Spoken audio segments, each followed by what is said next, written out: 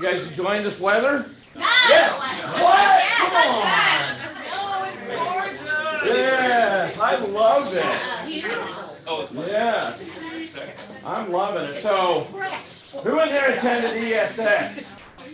How was that? Was that incredible? Wasn't that amazing? Just some of the little things. I had food poisoning before, so I only got attended part of the time. I don't recommend that for anybody. But anyway, well, who in here doesn't know what base camp is? Everybody, I'm assuming. You don't know what base camp is? Somebody want to explain what base camp is? Who feels the passion of it? I'm feeling the passion. Yes. What is it? I'm gonna use this. I don't know if it's cheating, man. You can use it. Use props, man. This is the graphic of a base camp, right? I love it. Base camp right here, Right? and then from there, you start your ascent. You start your ascent, right? Base camp is that grounding moment, right?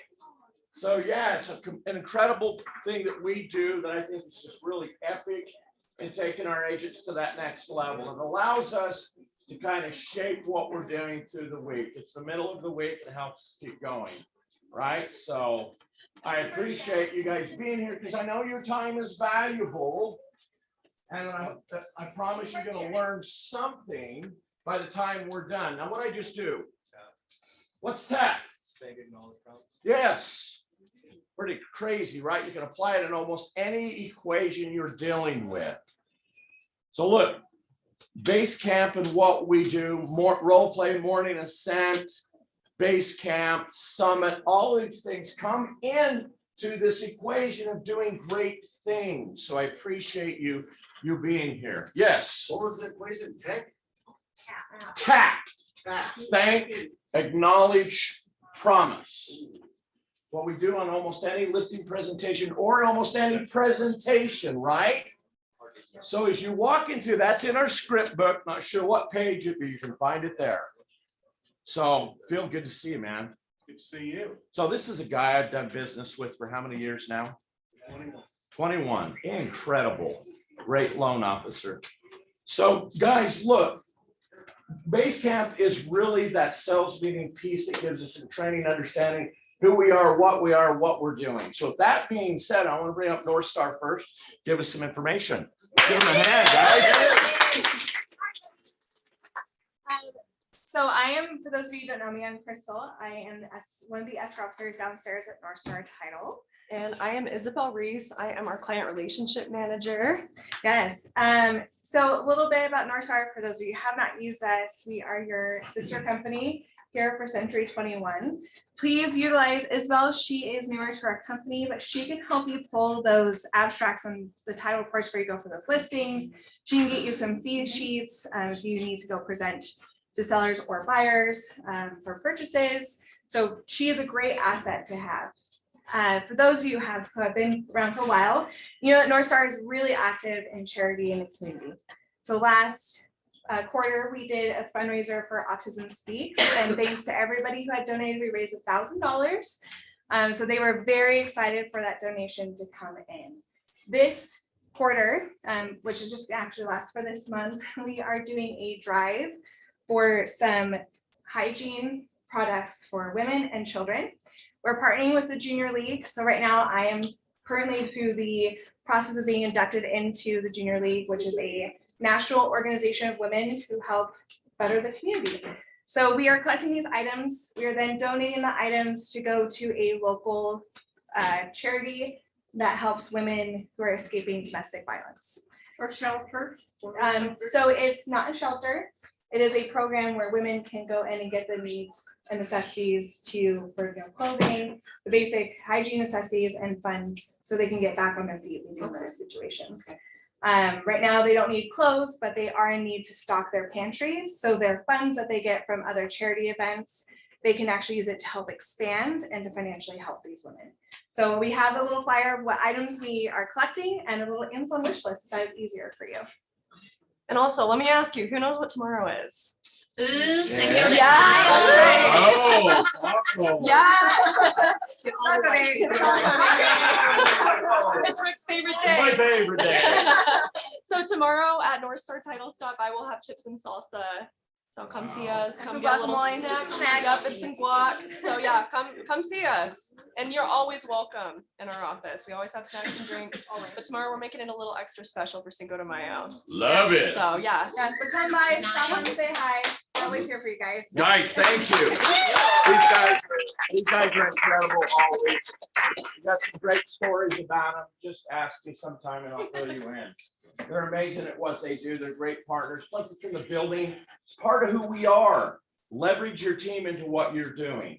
Now, Phil and I have always talked about having a platform that really is designed on what we have gotten now. How many years have we talked about this, Phil? Too many. Too many. Can't even remember a lot. And Spiro is lender direct. You guys need to understand that concept and what it means. Plus they have in-house underwriting. Our great head underwriter here is the first person I've ever had as an underwriter in my 31 plus years of doing this, stepped into my office and said, I want to figure out how to say yes to your loans. Plus you have the Everest Advantage. What does that mean? Or are you going to talk about it, Billy? Talk about it. Okay. I feel like we can get to that point later. We have more Perfect. important things. to talk Sure, absolutely. So just remember what we have downstairs, highly important. You leverage into helping your clients get the most they possibly can. Now, today we have a new loan officer with them that's joined us that we're pretty excited he's part of us. Billy, would you come up? You should give us some information.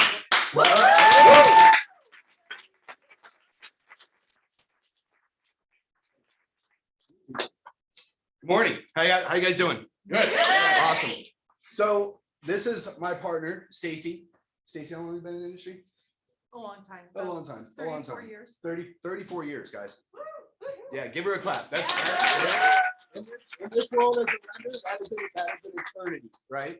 Okay, so what I've learned, I've been in this industry for almost 21 years. Okay, I've been a branch manager, sales manager, I've done it all, right?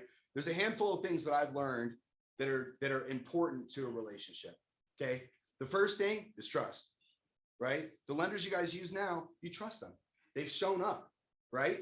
They've bent over backwards for you guys when you're in a tough spot or pulled off a loan when you're like, oh man, I think I'm going to lose this buyer, I'm going to lose this check, right? We can earn that trust as well, guys. 50 something years of experience right now.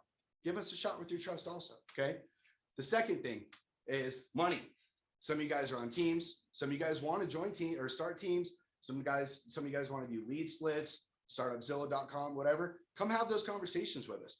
Jennifer, how many conversations have we had about this? A lot. A handful, right? And how many we approved recently?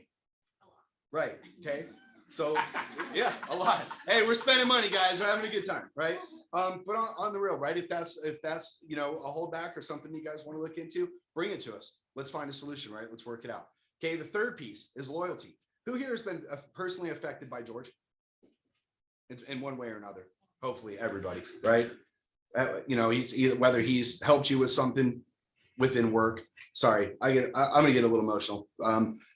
He's done great things for me. Look, guys, I understand being loyal. It's important. Okay. Every one of you probably has a lender that you guys work with or have worked with, right? And your loyalty to them, to their family, maybe even in a financial aspect, right? Where you feel a little compelled with them. I understand that, right? It's important. But George has hundreds of employees in this building that rely on you guys too, right? Salaries, bonuses, whatever the case is, just well-being, right? So let's take a second and think about that loyalty as well. Okay. We're not asking you guys, to leave some great situation, with a current lender to go to some other situation that's a guess, right? Look, we could close loans. How many of you guys had a handful of listings last month? They closed. Okay, cool. A few. How many of you guys closed on time? Okay. It's not rocket science, right? If those handful of other loan officers could do the job, so can we, right? One of the most important things, you guys, in being a loan officer is your ops staff, the people behind you. Okay, the people behind us on the beach team. Jim, here, come up here.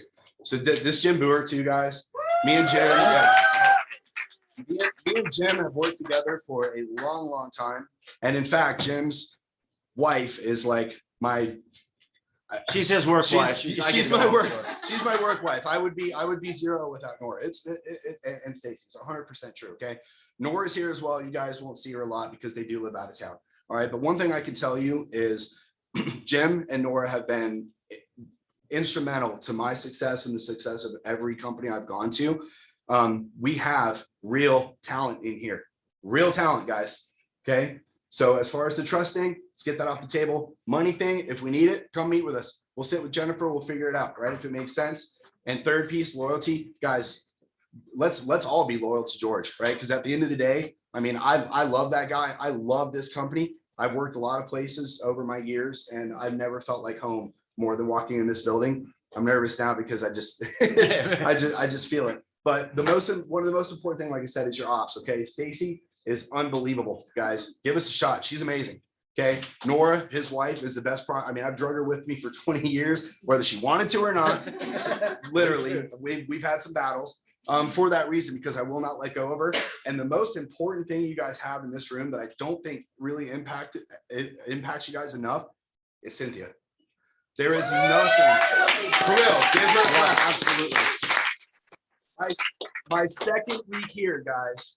Okay, me and my wife. I don't know if you guys know Quincy. Quincy's my wife.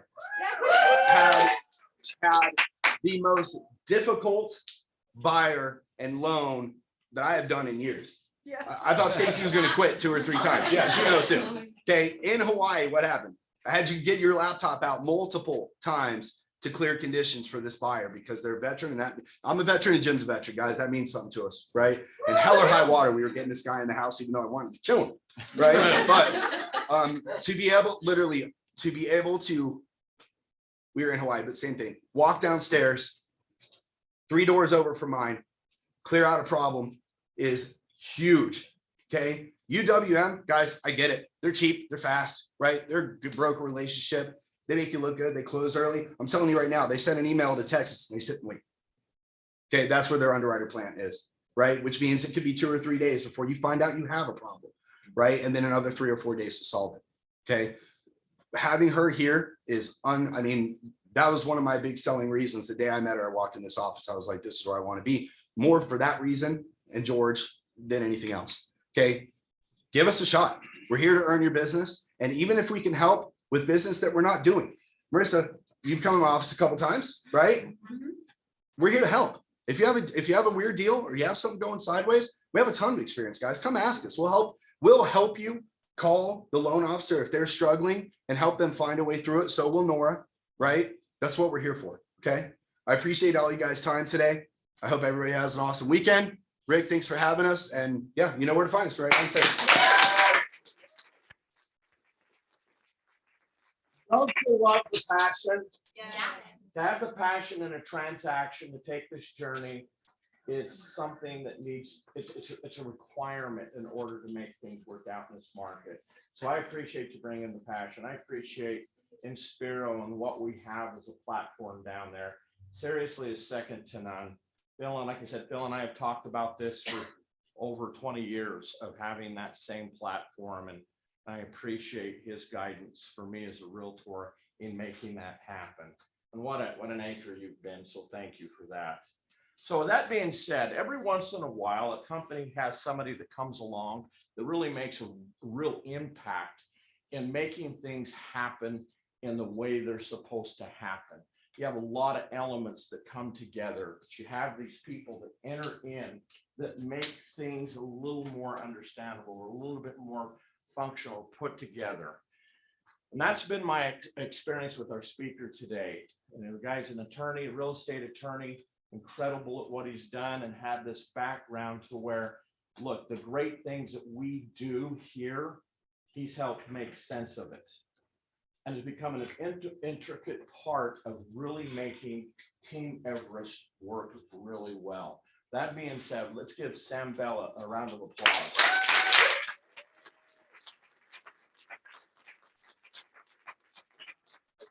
Because I saw Georgia speaking.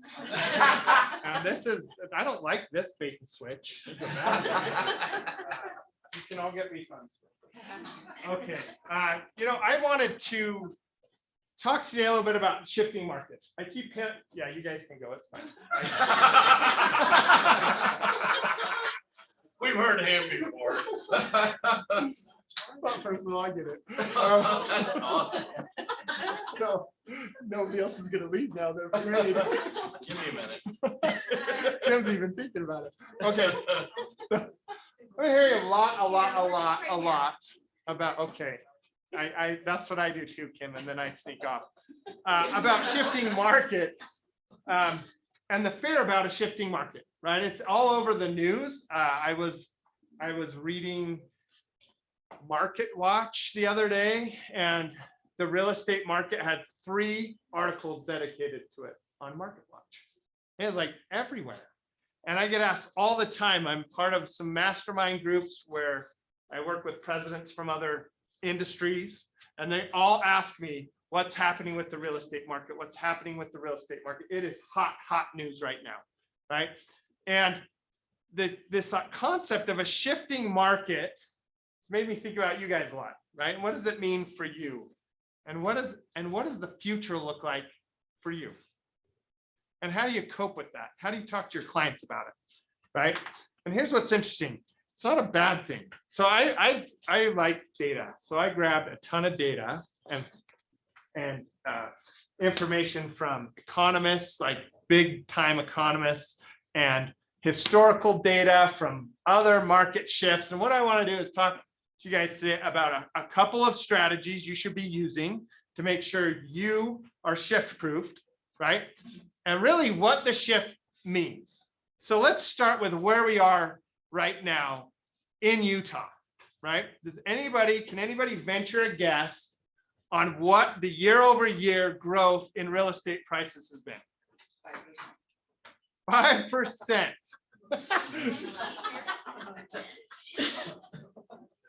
This is what her buyer asked for this morning. Any guess? 18. 18. Who said that? Oh, man, Billy, you're too low.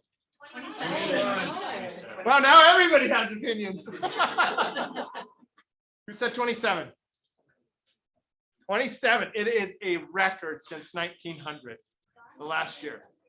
27% price increase. The last price increase that was even close to this was in early 70s. Okay. And you're thinking, wait, early 70s, isn't that when interest was like so insanely high? No, that was in the 80s, but in the early 70s, it was like in the 7-8%. Is that when we had the savings and loans debacle, or the? In the 80s, yeah. Yes. So 27%. That's what we're talking about today. 27%. How about days on market? 17. 3 days. Who said 17? Me, Sam. Yesterday. Average days on market. That was yesterday. For what? The 3 million plus? As of March 22, it was 6. Wow. 6 days. And if you go back and look at the average days on market for the last year, it's less than 10. It ranges from 3 to 6, pretty steadily every month for the last year. And I'm looking around the room and I see people that I know and I've known for more than a year. But I'm gonna pick on Rick, because he's old. So we're not ages, we embrace all ages, but you're old. So I want to hear about, but I want to know. I got my real estate license in 1998, so I'm old too. Average days on market. What is regular in the world for average days on market? 6? It's 3? Well, when? Just in your career, would you say, just give us kind of a feel for over your career, When I like first, a reasonable average days on market? when I first started, 6 months. Interest rates at 10 to 18%. Average sales price $55,000. We had to sell a ton to even survive. As I graduated through that, it was, it's the ebb and flow in the great markets, 3 months. And then we're looking at 30 days and thinking we struck gold. Yeah. So it was really the indicators that come in and out of the market in 30 plus years of doing this. To think that people are whining because their home's been on the market for 5 days. For more than a weekend. It's, Shame you listing it. it's fascinating because I get agents coming up, it hasn't sold, what am I gonna do? How long's it been on? Gosh, 5 days. Really? I mean, look, in my opinion, right now, if you're out there for 30 days or more, you need to be concerned. You've done something wrong. You're not following a pricing strategy. So, yeah. Here's the point. And as you look back at historical data through the MLS, average days on market around 30 are pretty normal for real estate in Utah. 30. There's a lot of you who are like 30. I've never seen it beyond a week or maybe 2 weeks at the most, right? So as I've looked at at where we are today, it's crazy, right? And I think that's why the news is latching on to this stuff and generating a lot of buzz. Because a 30%, 27% increase in the price of your home is a lot, right? And we've had this year over year. I think last year it was 21, 27, right? That's the market we're in. So when people talk about a shift, when the news talks about a shift, they're trying to generate fear, right? They're trying to, oh, look, the market's going to shift. The market's going to shift. I think when my colleagues out in the world talk about a shift, they're basing their context or their opinion on what they're hearing. Oh, that means bubble, right? We hear the word bubble. And that is not what's going on. That is not what's going on. In fact, if you really pay attention to the experts who monitor the macroeconomics of this industry, none of them are saying bubble, not one, right? You get the opinion people that say it, but not the experts that are studying this, right? When they are talking about a shift, what they're really talking about is not 27% year over year increase in price. Okay, the latest group of economists are saying this year it could slow. You go, no, slow. What does that mean? Slow. It could go from 27 to 14% increase. What? That's not a bubble, right? We're not in the bubble when you're still making more money, right? The bubble bursts and it goes into a recession. You make less money. Your house is worth less, not more by double digits, okay? So when we talk about what shift are we looking at, we're talking about going from insane double-digit numbers to like less insane double-digit numbers, okay? And then if you look at the long-term forecasts that people are predicting, they're saying by fourth quarter of 23. Okay, so we're talking about 18 months away, a whole 18 months. And I think we're all planning on still selling real estate then, yeah? Okay, good. 18 months from now, they're talking about a 4% increase in home price.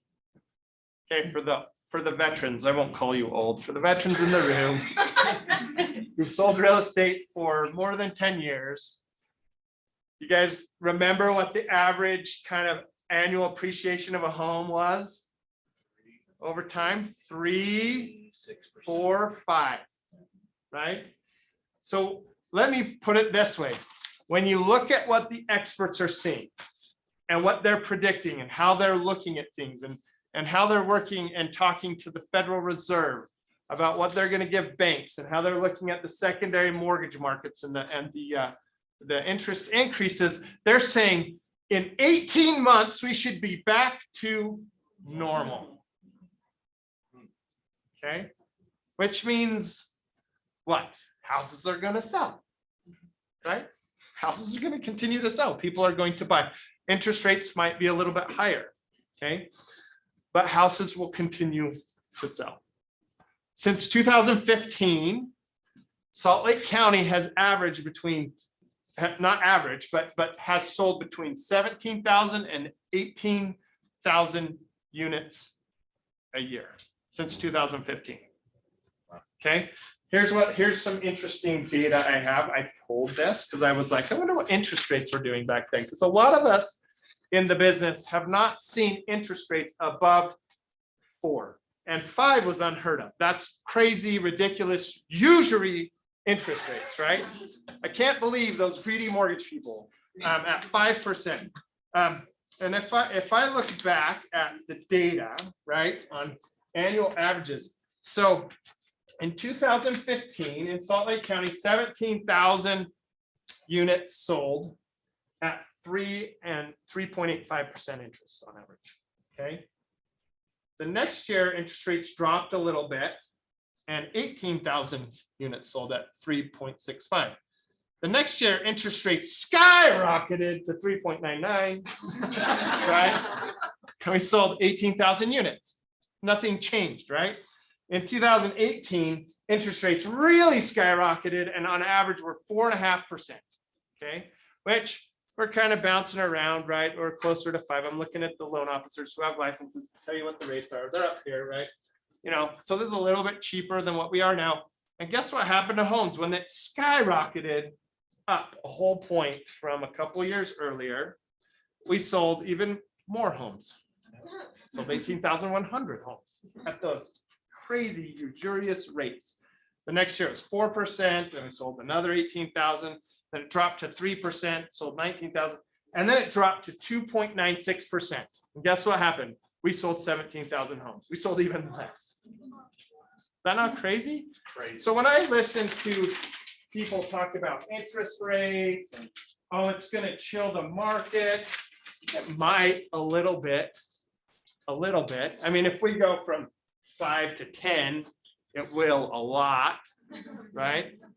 But there's nobody predicting a rate jump like that. Nobody is predicting a rate jump like that, right? They're talking about a couple more bumps and then flat for a while. Guess what? When I bought my first home, I bought it at 1 percentage point higher than that FHA rate right there. So I bought it at 6 5/8. 6 5/8. And when I went to my mortgage guy way back when, right? This is in 2003. I'm looking at my son because this year he's born. He's in the back. He doesn't want me to point him out, but he's in the back. So I went to the mortgage guy and he goes, man, they are practically giving money away at 6 5/8. So we laugh because it's like, well, my mortgage right now is at like less than 2. Yeah, because everybody refied and we're all there now, right?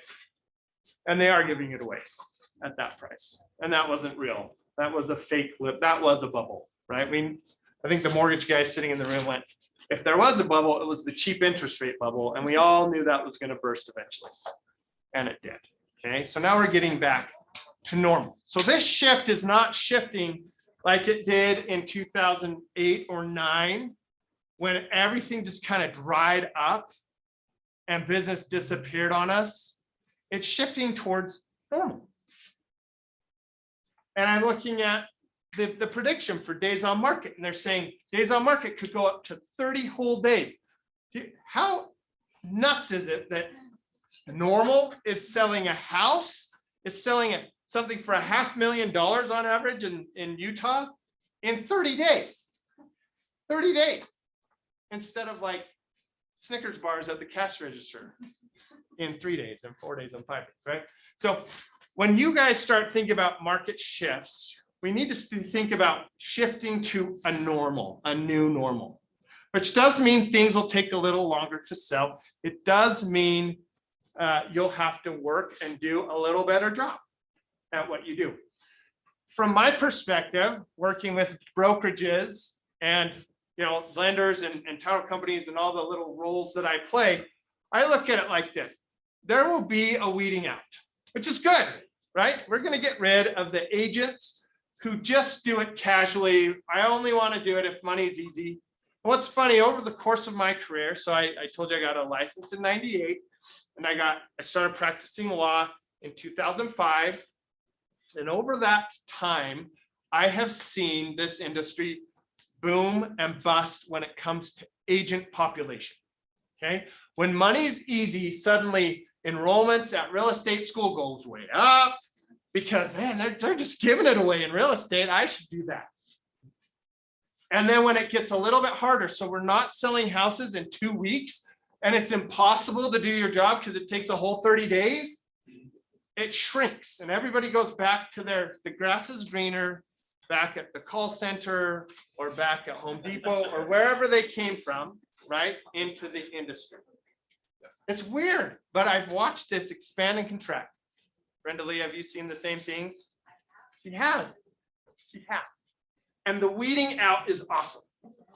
And the nice thing is we are here to help you avoid the weed out because you can be professional real estate agents regardless of market shifts, regardless of interest rates, regardless of any of that stuff, you can do it. So let's hit a couple of things, tips and pointers. I don't even know what. Oh. Okay, so number 1, list to last. Okay, who's heard that? List to last. And my horrible handwriting. It says list to last, in case you wonder. Or it says list to last. So I'm the son of a broker. Yeah, who's been in the business since 1976. And in the early 80s, if I pulled my interest rate chart back out, interest rates were double digits. Like, let's take the home appreciation and flip it and say that was your interest rate, not your home appreciation, right? It was like 17%, 19%. Like, and I am still alive today. I got to eat during those years because of list to last, right?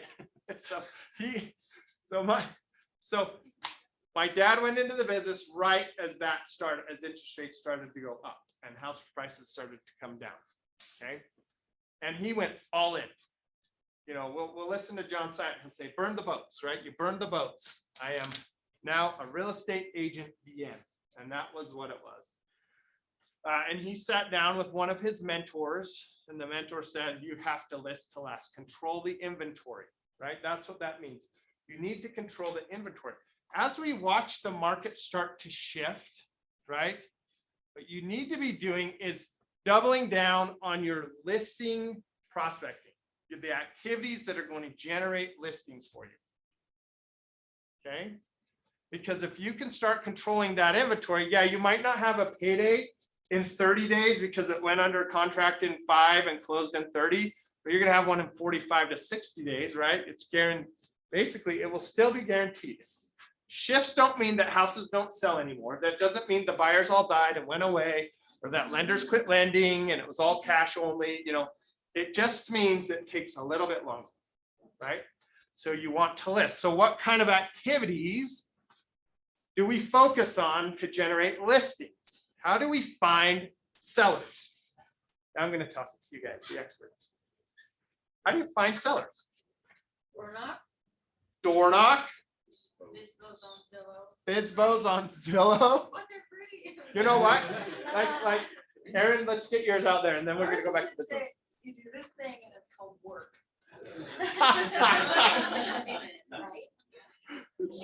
It's one word, but I can make it sound like 3. Prospect, right? Prospect, Fizbos. Let's think about Fizbos. Why are there so many Fizbos right now? So easy, right? If your sellers get upset because it took more than 1 weekend to go under contract, think about the frustration a Fizbo seller feels, right? And if the market shifts and it takes 2 whole weekends to get something under contract, but these people are going to start wondering, right? You've got opportunities with those Fizbo lists to dissuade them, right, from doing it themselves. Look, think of this script. It took more than you haven't gotten it under contract in a weekend. Well, that's why you need me. I'm a pro. Right? Dummy. Don't say that. Don't take that out. Don't call them dumb. But right? I mean, because what they're doing is they're looking at all their friends going, man, it's just easy. You just go, hey, open your front door, you stand up, my house for sale, and then offers start flowing in. It's crazy. It's like the Ricola commercial, right? And money starts getting thrown at you. As it starts to shift, those Fizbos will become even easier to capture because they're going to go, oh, it's been 2 weeks. What's wrong with me? Maybe our house isn't sellable. Yeah, it's because you left the toilet seat up in the pictures in the KSL, right? And that's why. So, FSBO, Aaron said work. Door knocking. What does work mean, Aaron? Means you As she's on her phone talk looking. to people, Talk to people. phone, at their door, whatever method you use to prospect, you talk to You people. need to make contacts, right? Now, how many of you have friends who own houses? Raise your hand. SOI. She doesn't look like but you know someone who owns a house. You live in a house, right? Just kidding. We all know homeowners, right? We all know homeowners. And we may feel like, oh, market shift means seller's pool is going to dry up. Not necessarily, right? Not necessarily at all. Because look at the data I just shared. Between 17 and 19,000 houses have sold in Salt Lake County every year, regardless of what's happening in the economy, regardless of what's happening with the price to borrow money, regardless of anything.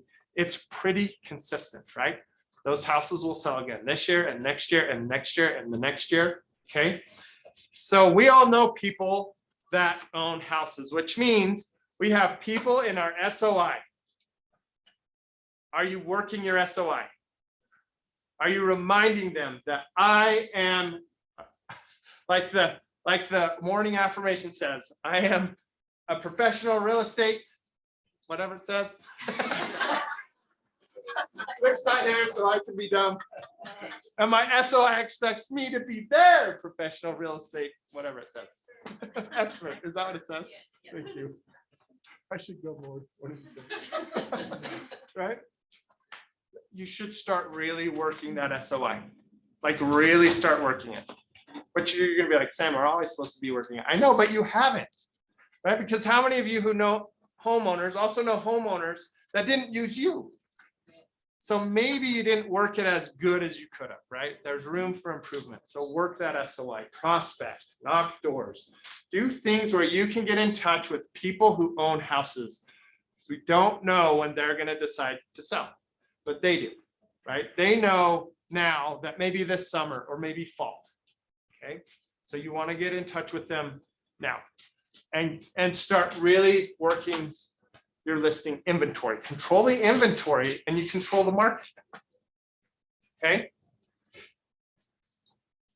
Aaron stole my thing to work.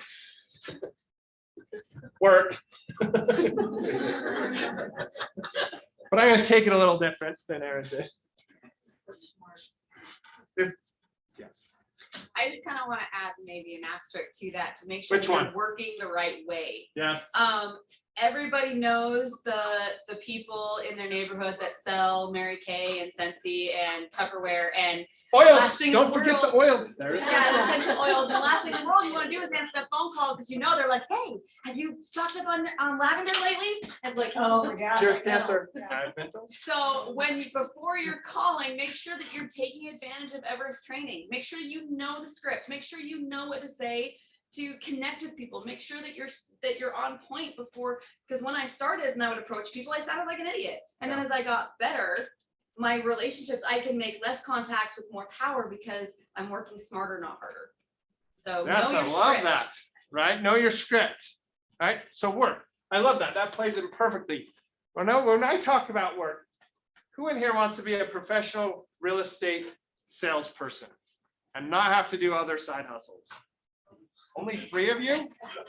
What kind of side? Great, professional real estate experts. How about that? Okay. The rest of you really have a great gig at the call center at Home Depot. I appreciate that. Good for you. Working for $15 an hour can be lucrative sometimes. Work, it means have a schedule, right? Show up. Follow your schedule. Train, right? Perfect your sales skills. Take that time to really learn the scripts. The reason I talk about, I got a real estate license in '98, and then I went to law school in 2002, graduated in 2005, is because I didn't have a script. The first listing appointment I went on, I had no idea what to do. I had no idea what to say. I had no idea I should have brought something. I like drove to this lady's house. I drove and I was terrified. So I didn't know what I was gonna say. I don't know what I was supposed to say. I didn't have a listing agreement in my hand. I didn't have anything. I just went because she said, hey, can you come look at my house and see what we could sell it for? Okay, I have any of that. Guess who did not get the listing? Me. I got no listing because I was not a professional. I was a dumb kid that showed up going, money, please. Like, I don't know what to do here, right? Right? So you gotta work the right ways, which really means start with a schedule and carve out time to prospect, whether that's your SOI or knocking doors or calling FSBOs or whatever it is. Learn the scripts. Don't show up and be dumb Sam. Like, show up and knock their socks off. The other day I was looking at the listing presentation, and I'm sorry if I'm about to offend any of you. I don't know anybody who actually does this, but my question was an ignorant one. I said, who actually shows up with a listing presentation? He goes, page 1, page 2, page 3. Isn't it a leave behind or a drop off in advance? And hey, look at this, and then I'm going to come in and talk to you. And then somebody said, a lot of people do that, right? I would be, if I were your client, if I were your prospect, let me put it this way, and you came to my house and I called you, said, hey, I'm thinking about selling. Can you come talk to me about it? And you showed up with a pamphlet and started reading it to me. I would kick you out before page 2. Say, I'm done. I'm done. You're not my person. Right now, if you dropped it off or left it behind, I would thumb through it. Right. But so memorize scripts, work the scripts, role play, do the things you need to do to become very, very fluid in how you operate when you're dealing with clients, right? When you're talking to prospects. So that's a necessary piece. Protect time to actually go find a business. You know, make sure you have the time to actually service the business that you have. One of the biggest complaints that clients have of any service providing professional, it doesn't have to be real estate, it could be lenders, it could be your escrow officers, it could be attorneys, accountants, engineers, it doesn't matter. People who provide services for a living is lack of communication. I don't know, black hole. How's your listing going? I don't know. I don't know. You know, customer service that then helps generate more SOI business, right? So you need to make sure you're actually taking the time, setting it aside, and then doing and filling those buckets, each one. They all need your attention, right? To be professional. Number 3, worry only about what you can control, right? Worry about what you can control. So we hear about, oh, rising interest rates, scary, right? Oh, no inventory, scary. What does that have to do with your daily life? Because guess what? There have been over 20,000, what did I say at the summit? 12,000 sites sold thus far, or sorry, 12,000 houses sold. That's 24,000 sites this year with low inventory, with increasing interest rates. 24,000 commission checks paid as of the end of March, really.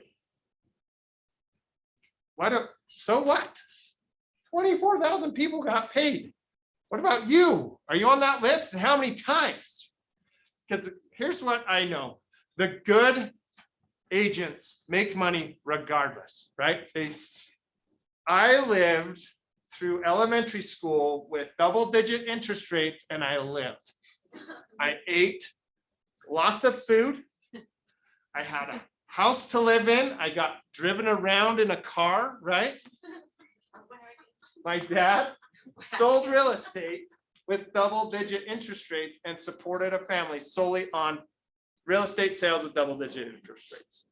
Okay, it's possible, but you've got to decide, I am going to do that, right? I'm going to do that. And then focus on the things you can control. You can control developing your sales skills. You can control your schedule. You can do those things. And then have the faith and the knowledge that people are selling. People are selling regardless of what's happening, regardless of what's in the news. People are selling and people are buying real estate, right? one of the projections I saw is we're expecting about 60,000 more Californians to migrate to Utah over the next year. 60,000. And trust me, I think it's 600, because when I go to our offices in California, every agent, every employee that we have down there, what's it like in Utah? It's like this mythical land, like, there are these mountains and waterfalls and rainbows. I had to pay a little extra for my unicorn at the airport parking to make sure it's well taken care of. But, I almost flew it down here, but, got tired by St. George.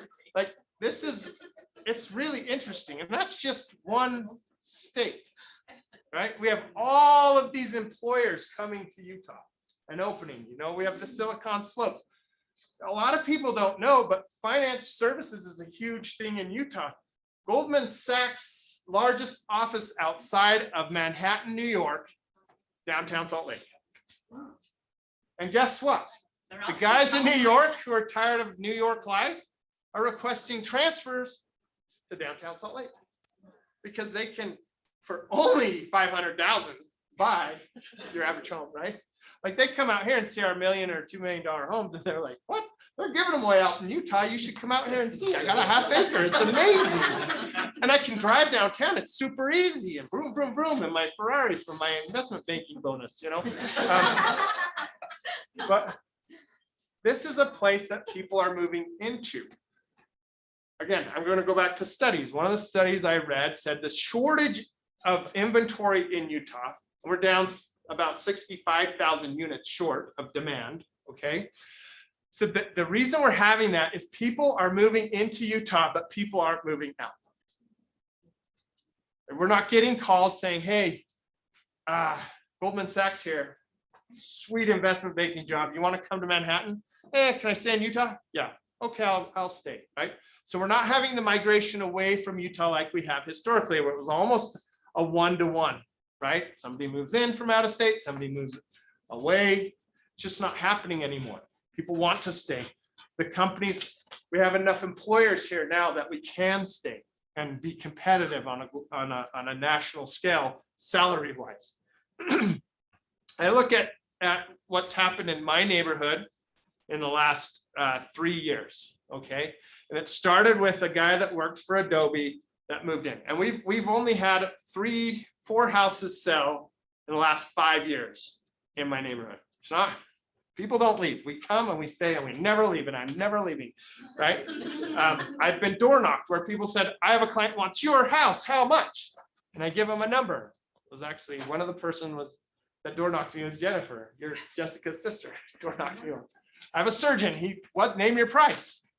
I'm like, what would my price be? Well, how much would it cost for me to buy my neighbor's house so I can stay in the neighborhood, right? 5 houses, okay? One sold to a neighbor who just moved from across a busy street into our neighborhood, right? The other 4 started with an Adobe employee from Silicon Valley who moved here to the Adobe office on Silicon Slopes, okay? Then we had people from Belgium, we've had people from Chicago, we've had people from all over move into those houses in our neighborhood, but nobody's leaving. The 5 houses that sold, the people were going to rest homes. They couldn't deal with the house anymore, so they went to condos. It was those types of moves, okay?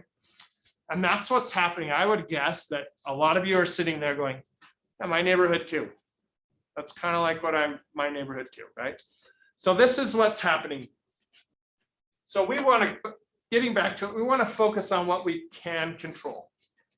Houses are going to sell. There's demand. People outside of Utah want to come to Utah, right?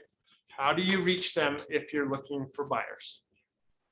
But more importantly, going back to the first one, how do you get to the sellers? So we have something for the buyers to buy. The buyers will be there. Let's get inventory, right? Okay. Yes, Erin. Just to kind of piggyback on what you've been saying, if anyone's nervous about what the market is doing, just attend any economic summit. They happen all the time. Google it. If you attend an economic summit, I can tell you right now, last year Amazon bought real estate at the airport, so they own land at the airport. They own their own airstrip at the airport. The inland port is happening. If you're not familiar with the inland port, so like Tooele area, what's the Magna out there? Like, if you pay Another attention to area. homes in Magna, it's like $500,000 for a house in Magna that's been flipped. It's crazy. And then I was talking to Mike Stengel at Elevate last week. Mike Stengel is like one of our top producing agents down in the Uinta Basin. And he was telling me how for the first time ever in the Uinta Basin right now, they're experiencing escalation clauses and the demand is so high. And I'm like, okay, so myself and my other clients that invest, we need to be looking at Uinta Basin as possible investments. So if you just talk to people, if you have downtime right now and you're nervous, just go attend any economic summit. Even the prison is gonna be gone in Bluffdale soon. And all of that land, like I guarantee you in the next 5 years, Bluffdale will be the next city in Utah that's the #1 fastest growing city in the United States. So chill, don't get nervous. Chill. Work. That's the point. Yes, Work. Sure. I love it. Heather. I think it is really important that we are educated on where the market is. Yeah. But I think the truth of the matter is it should not matter where this market is. We need to educate our clients, of course. But as far as your success goes, you should not be focused on what the market's doing. You should be focused on what you are doing. Yes, thank you. Love it. Love it. So let me tell you a couple of things I tell people when they ask me about the market, right? Or the shift or whatever. And then I'll give you my wrap up and we can all go get delicious lunch somewhere. I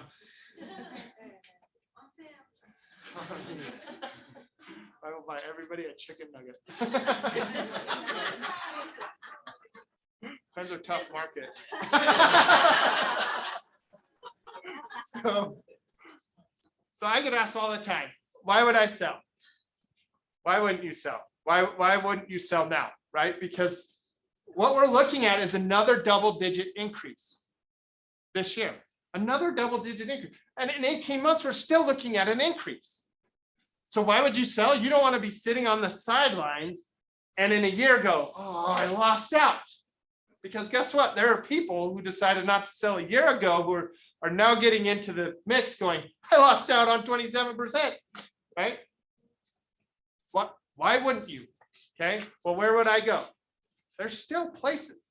Every day there's listings that come on. Now, it might not be what some of us have seen historically, where there's like, oh man, we got, 3,000 houses for you to look at. You just tell me and I'll try to filter it down to our top 30.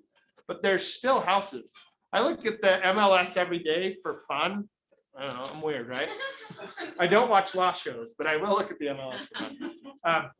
Every day for fun. And there are houses in every single neighborhood. Like that's reality. I mean, I told you about my neighborhood. I'm talking about 2 streets in a larger area, right? There's houses around me for sale. Every day. So there is inventory. It's shortage, but there's still inventory. There might be the right neighborhood. Your next move, your next house is out there, buyer. Don't sit on the sidelines and then go, oh, the bubble. What bubble? Unless there's massive job loss, there's no bubble. And then I think people have been conditioned to back in in 9, 10, right?